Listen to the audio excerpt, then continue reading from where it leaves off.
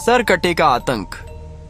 एक छोटे से गांव का से जिसका नाम था कतुलिस्तीवा। ये गांव के लोग बहुत खुशहाल जीवन जीते थे, लेकिन फिर एक दिन सब कुछ बदल गया। गांव में रात के समय अजीब घटनाएं होने लगीं। पशु डर कर भागने लगे। धीरे धीरे गांव वालों को महसूस होने लगा कि कोई अनजानी परछाई अब गांव में मंडराने लगी है। एक रात गांव के उत्तर दिशा में बने एक घर से चीख की आवाज आई। लोग दौड़े, लेकिन जब वहां पहुंचे तो वहां केवल एक बच्चे की लाश मिली। उसके चेहरे पर भय की छाप थी, मानो वह मरते समय भी कुछ कहना चाहता हो। धीरे धीरे गांव में फैल गई एक भयानक अफवाह। एक सरकटा आदमी रात को गांव में आता है। वो हर रात किसी घर का दरवाजा खटखटाता है और जो बच्चा बाहर आता है वह फिर कभी नहीं लौटता। लोग इसे अंधविश्वास मानकर नजरअंदाज करने लगे, लेकिन फिर एक और बच्चा मारा गया, फिर एक और। अब यह सिलसिला हर रात का बन गया। हर रात जैसे ही घड़ी 12 बजती, गांव में सन्नाटा फैल जाता। हर घर का दरवाजा बंद कर दिया जाता। ठक ठक ठक ठक कोई जोर जोर से किसी घर का दरवाजा पीटता। उसके बाद बस चीख सुनाई देती और फिर सन्नाटा। सुबह गांव के चौराहे पर एक और मासूम की लाश पड़ी होती। गांव वालों का धैर्य अब टूट चुका था। एक सुबह वे सब मिलकर पास के थाना पहुंचे। उन्होंने इंस्पेक्टर रवि सिंह को सब कुछ बताया। इंस्पेक्टर ने पहले इसे मजाक समझा। अरे भूत वूत कुछ नहीं होते, किसी सिरफिरे कातिल का काम होगा। गांव वालों ने बच्चों की तस्वीरें, घटनाओं का क्रम और सबूत दिखाए। इंस्पेक्टर थोड़ा गंभीर हुआ और कहा, ठीक है, आज रात मैं खुद गाँव में पहरा दूंगा। अगर सच में कुछ है तो सामने आएगा। रात करीब 12:15 पर इंस्पेक्टर रवि गांव पहुंचा। गांव शांत था, मगर आसमान में काले बादल थे। हवा चल रही थी और हर तरफ डर का माहौल। तभी ठक ठक ठक ठक एक कच्चे घर का दरवाजा जोर से पीटा गया। इंस्पेक्टर ने अपनी बंदूक उठाई। अचानक एक परछाई सामने आई।